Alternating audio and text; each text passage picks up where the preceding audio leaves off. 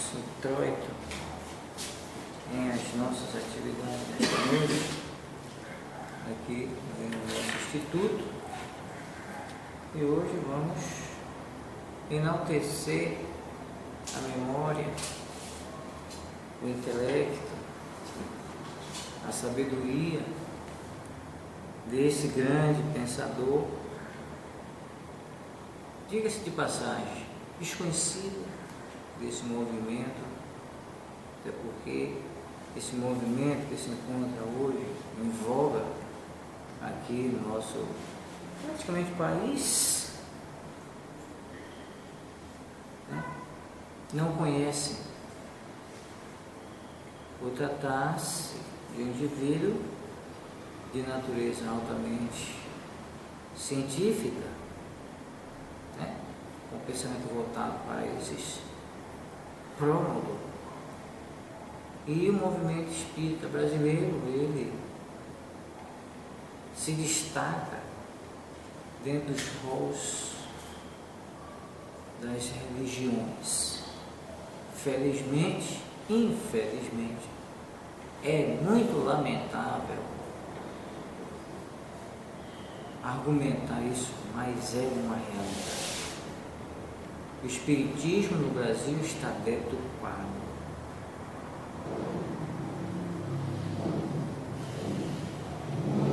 Converteram ela, esta doutrina altamente científica, filosófica,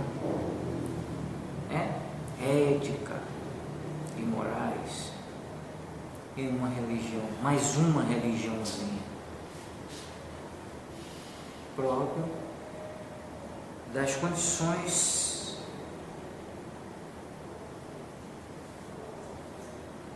dos seus moradores. Infelizmente, é lamentável, mas é uma realidade.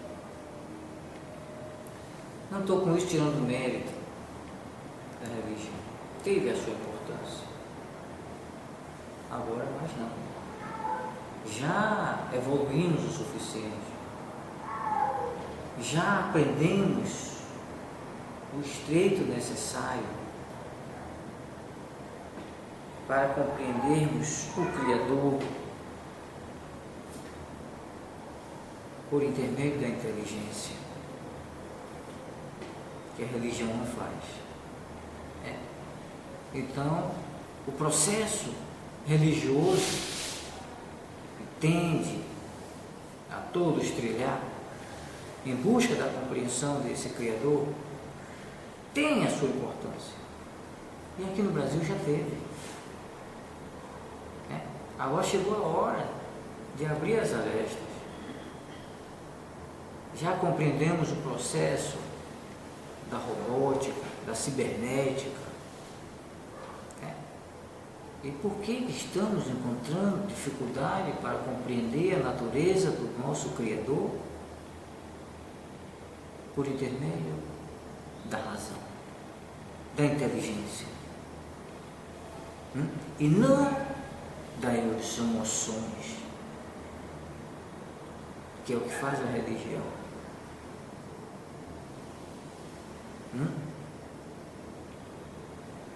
E esse pensador de hoje, que nosso instituto se preza, honra e venera, que chama-se Alfredo Roussel Wallace, é de cunho desta natureza.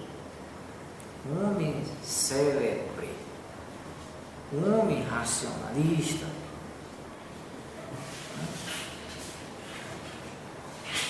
que utiliza o intelecto, a razão. Nasceu de uma família muito pobre, a 8 de janeiro de 1822, e desencarnou a 7 de novembro de 1913. Aos 14 anos, deixou a escola por si mesmo. Iniciou o estudo das ciências naturais, para as quais sentia viva inclinação. Aos 20 anos, arrebatado pela leitura de uma obra de Humboldt sobre a América do Sul, tomou um navio a velas de 192 toneladas, o Frobia, que o trouxe ao Brasil, nas margens do rio Amazonas. O jovem naturalista colheu espécimes da nossa flora e da nossa fauna. Infelizmente, quando depois de 4 anos de exploração e árduos trabalhos, regressou à Europa, o navio que o conduzia naufragou, e as coleções que havia adquirido com tamanha dedicação e esforço se perderam. O naturalista, com alguns companheiros de infortúnio, salvou-se do voraz oceano, depois de vagar em um escaler à mercê das ondas durante 6 longos dias. Esse sim que necessitou desse momento de salvação, que estava a morrer afogado. É o contrário dos religiosos aí, e quando vem entregando umas mensagens comercieira que eu recuso, eu agradeço, e não preciso, eu tenho uma fonte, né, de onde ele extraiu aquilo, eu também tenho, pesquiso, estudo ela, não me interessa. Aí eles me gritam, Deus me abençoe, né? Eu respondo a ele, não preciso, já sou abençoado, né? O outro chegou para mim, João, o que é que você tem feito pela sua salvação? Eu digo nada, eu não estou perdido, e nem tampouco estou morrendo afogado, para estar necessitando de salvação. A salvação é para você e para quem se julga perdido. Eu não estou perdido, para estar necessitando de salvação nenhuma. Né? Aqui Rousseau Wallace, nesse período foi que precisou. Tá vendo? Após sua chegada à Inglaterra, pôde ele, apesar dos pesares, publicar um comunicado sobre os seus trabalhos, ao qual fez seguir um outro, As Palmeiras da Guiana. Mais tarde, Rousseau Wallace visitou o arquipélago malaio, que percorreu durante 8 anos, quase sempre só. Foi durante esse longo e laborioso auxílio voluntário que Wallace viu amadurecer sua célebre teoria do transformismo. Ele mesmo conta como se achava, então, trespassado de frio, infernante, quando a ideia se lhe apresentou subitamente ao espírito. Havia ele começado a ler os ensaios de Malthus sobre a população.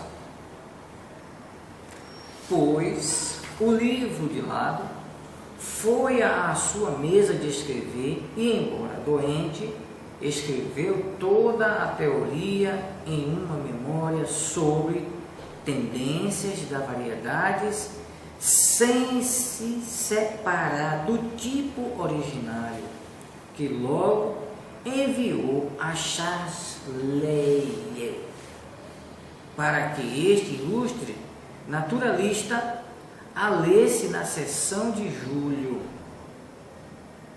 de 1858 da Linné Sociedade.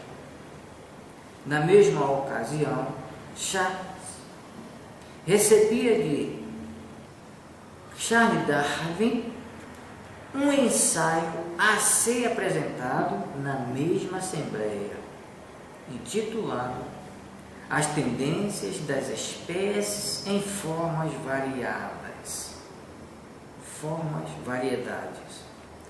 Ambos os pesquisadores, se bem que distanciados um do outro, haviam tratado do mesmo importante assunto. Assim, ele viu glorificada a teoria da evolução das formas da vida, cujo nome foi quase substituído por Wallaceismo e não Darwinismo. Também na ocasião em que William Crookes, o prodigioso cientista que descobriu o tálio, começou em 1870 a se ocupar de pesquisas psíquicas, Russell Wallace abordou tão inquietante questão, lançando mais tarde a obra Miracle do Moderno Espiritismo, isso em 1875. E em 1912, a Inglaterra em peso celebrou o seu 91º aniversário. E 4 dias depois, ele passou para o país da luz, cercado das homenagens de seus patrícios e levando saudades e reconhecimento dos espíritas que ainda hoje tributam à sua memória o culto de gratidão pelo muito que fez em prol da nossa causa.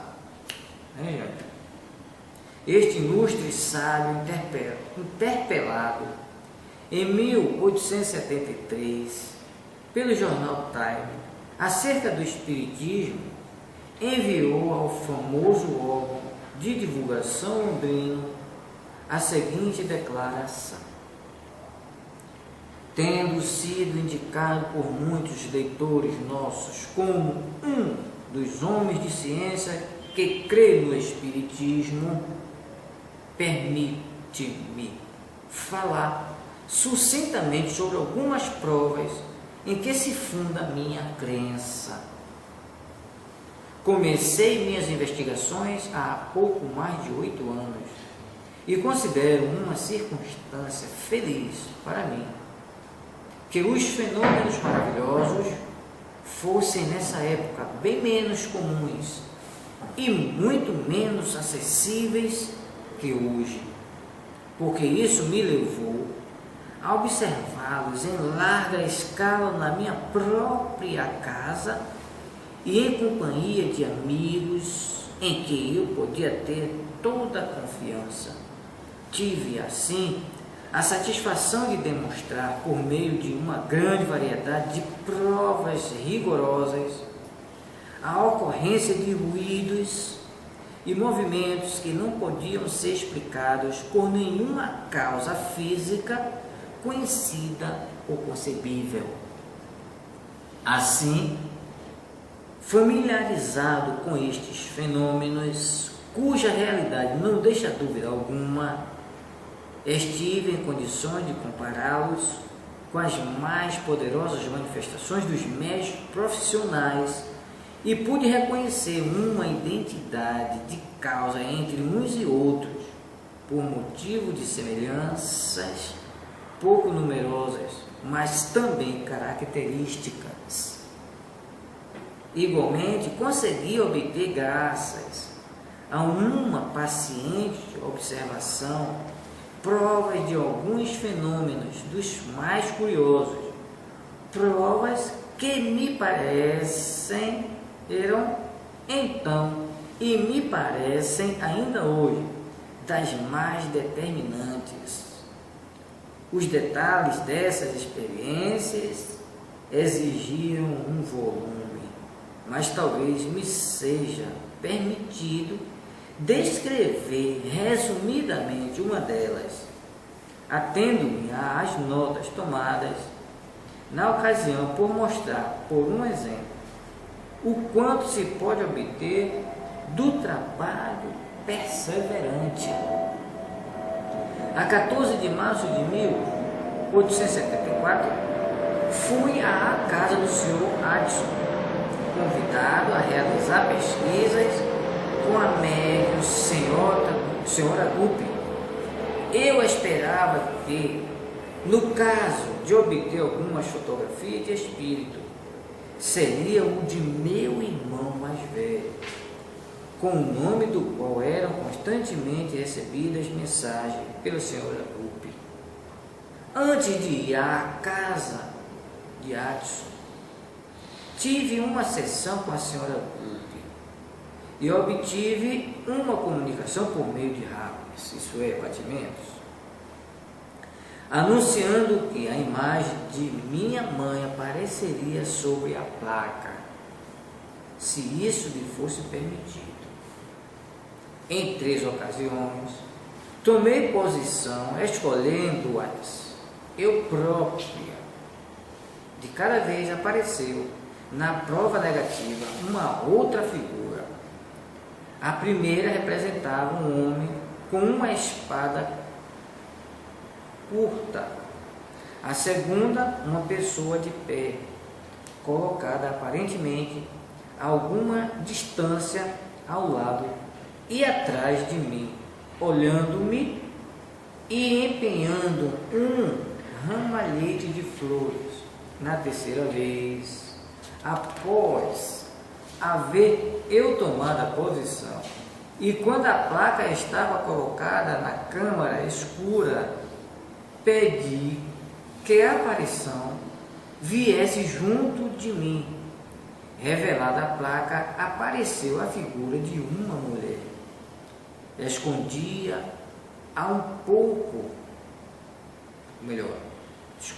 encostada e um pouco adiante de mim, de modo que seu vestido escondia a parte inferior do meu corpo.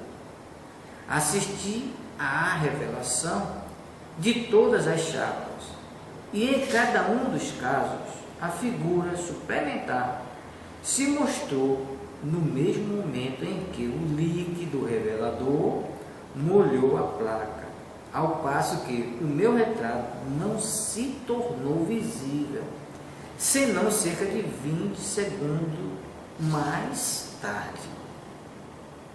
Não reconheci nenhuma dessas figuras nos negativos, mas no momento em que obtive as provas, ao primeiro golpe de vista, identifiquei a figura da terceira placa, que continha um retrato incontestável de minha mãe, assaz parecido nos traços e na expressão.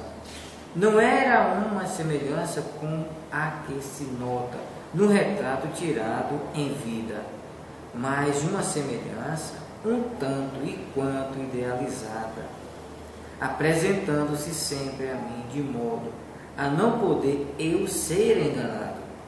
Sem dúvida, não espero que pessoas céticas, quer se ocupem ou não de ciência, aceitem tais fatos, semelhantes aos quais eu poderia, além disso, citar grande número por experiências próprias. Porém, esses céticos também não podem, por seu lado, esperar que eu e milhares de homens inteligentes e honestos, a quem foram dadas provas irrecusáveis, adotemos seu modo de explicação acanhado e superficial.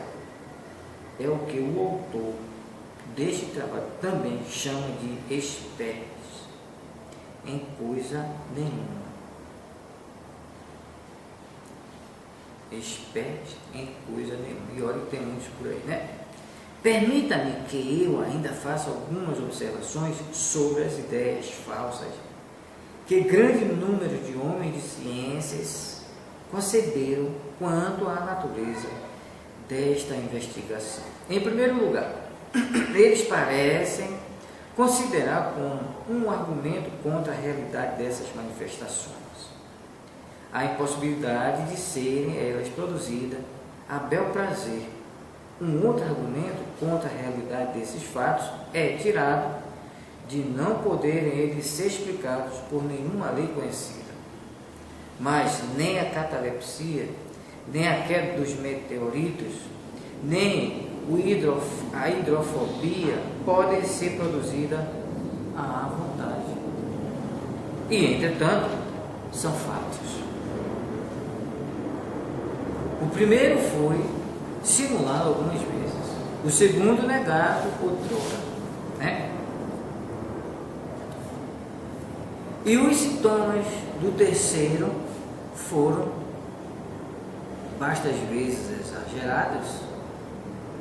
Por isso, nenhum dos fatos foi definitivamente admitido no domínio da ciência. E, contudo, ninguém se serviria desse argumento para recusar-lhe a merecida atenção. Demais, eu não esperaria que qualquer homem de ciência pudesse justificar sua recusa por examinar o espiritismo, alegando estar ele em oposição a todas as leis naturais, especialmente a da gravitação, e em contradição aberta com a química, a fisiologia humana e a mecânica, pois que os fatos, se não são reais, dependem de uma ou de muitas causas capazes de dominar ou contrariar o efeito dessas diferentes forças, exatamente como estas últimas contrariam ou dominam outras forças. Isto deveria ser um estímulo forte para induzir o homem de ciência a examinar o assunto. Não pretendo por mim o título de verdadeiro homem científico. Todavia, há muitos que merecem esse título e que não foram considerados como sendo, ao mesmo tempo, especialistas. Considero como tais o finado Dr. Robert Chambers e o professor George Gregory, o professor Robert Halley, da Filadélfia, assim como o Dr. Guilherme de Malvern, sábio e médico, e o juiz Edmundius, um dos maiores jurisconsultos da América, que fez neste terreno as mais amplas e verídicas investigações. Todos esses homens estavam não só convencidos da realidade desses maravilhosos fenômenos, como ainda aceitavam a teoria do espiritismo como a única capaz de englobar todos os fatos e explicá-los. Conheço um fisiologista ainda vivo e de elevada posição, que é ao mesmo tempo um hábil investigador e um crente firme. Não creio exagerar dizendo que os principais fatos estão agora tão perfeitamente estabelecidos e são tão fáceis de ser estudados como qualquer outro fenômeno excepcional da natureza cuja lei não esteja conhecida. Esses fatos são de grande importância para a interpretação da história que abunda em narrações de fenômenos semelhantes, assim como para o estudo do princípio da vida e da inteligência, sobre as quais as ciências físicas lançam uma luz muito fraca e incerta. Desculpa. Creio firme e convictamente que cada ramo da filosofia deve sofrer alterações até ser honesta e escrupulosamente examinado e tratado como constituindo uma parte essencial dos fenômenos da natureza humana. Segundo Conan Doyle, o médium Monk apresentou um considerável papel na era dos 70, isso foi 1870. De todos os médios, nenhum é mais difícil de julgar, porque, de um lado, muitos de seus resultados estão acima de qualquer discussão, e prossegue. Monk era um clérigo tão conformista, discípulo fervoroso do famoso Spurgeon. De acordo com o seu próprio relato, desde a infância tinha sido sujeito a influências psíquicas que aumentaram com a idade. E em 1873 anunciou sua adesão ao espiritismo. Em 1875 fez um giro pela Inglaterra e pela Escócia, onde suas demonstrações suscitaram muita atenção e debates. E em 1876 visitou a Irlanda, onde seus dons foram aplicados em cura. O Dr. Alfredo Russel Wallace participou de extraordinárias sessões com o médium Monk, juntamente com o reverendo St. Moses e Hans. Os trâmites da sessão. Era uma brilhante tarde de verão e tudo aconteceu em plena luz do dia. Depois de uma curta conversa, Monk, que estava vestido com o costumeiro hábito clerical negro, pareceu cair em transe. Então ficou de pé a alguns passos à nossa frente e depois de uns instantes apontou para um lado e disse: olhem, vimos aí uma tênue mancha em seu casaco, ao lado esquerdo. Esse tornou-se mais brilhante, então pareceu ondular e estender-se para cima e para baixo, até que gradualmente tomou a forma de uma coluna de névoa, que aí, do seu ombro até os pés e junto ao seu corpo. O doutor Russel Wallace prossegue descrevendo como a figura nevoenta adquiriu a forma de uma mulher, envolta em panos brancos grossos, que, em seguida, foi absorvida no corpo do médium. E mesmo em estranho processo foram observados mais tarde pelo juiz Dailey, quando realizou com o reverendo Monk. Lançando o olhar para o lado do Dr. Monk, notamos algo semelhante a uma massa opalescente de vapor compacto, emergindo justamente debaixo do coração. Aumentou de volume, subindo e crescendo para baixo, enquanto a porção superior, crescendo para cima e para baixo, enquanto a porção superior tomava a forma da cabeça de uma criança e a face se distinguia como a um filho que eu havia perdido há cerca de 20 anos. O médico, conhecido apenas por Monk, inscreve-se pela peculiaridade dos fenômenos que provocava entre os mais notáveis e idôneos medianeiros surgidos e investigados pelos mais talentosos pesquisadores da fenomenologia mediúnica.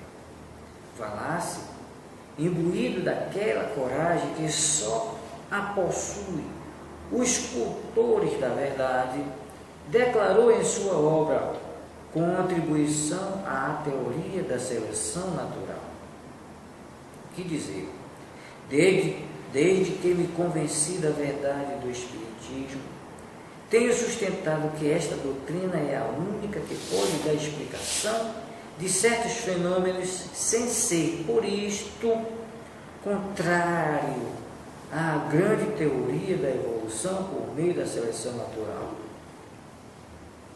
o ponto de vista do grande naturalista encontraria, anos mais tarde, inúmeros reforços no seio da comunidade científica. Como de fato, destacamos à guisa de exemplo as asserções do ilustre e renomado Dr. Hans Dierks, professor de filosofia da Universidade de Leipzig, na Alemanha, dada a público numa conferência realizada na Universidade de Londres. Disse em certo trecho de seu discurso que a atualidade dos fenômenos psíquicos só é posta em dúvida pelo incorregível dogmatismo. E acrescenta: esses fenômenos tiveram de lutar arduamente, foi porque foram redondamente negados pela psicologia ortodoxa e pela ciência natural, tais quais eram estas, pelo menos até o fim do século passado. E não mudou não, ainda continua a negar. Ainda continua, não mudou não, balança. Ainda continua até hoje, ainda negado pelo incorrigível dogmatismo, ainda até hoje. Não sei até quando irão sustentar essa negativa. E a gente fica por aqui.